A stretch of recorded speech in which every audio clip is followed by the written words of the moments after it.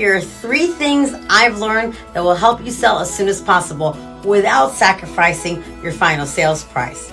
Number 1, prepare your home before putting on the market. Clean, declutter, depersonalize before listing your home. That means you'll need to put away your family photos, pack everything into boxes. I also recommend hiring a professional cleaner to get a good once-over. Once your home is in tip-top shape, buyers will be more likely to put in good offers sooner. Number 2, take care of any small repairs up front. One of the most common issues that stalls a home sale from negotiations over minor repairs. If you want to avoid a drawn-out conversation with your buyer and the agent, take care of any issues before you list your home. This way, everything can go as smoothly as possible.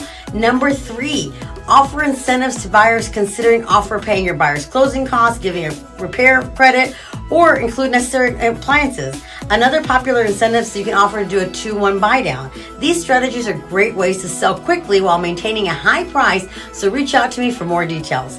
If you have more questions, feel free to contact me. I'm Miranda, the Texas Queen of Real Estate.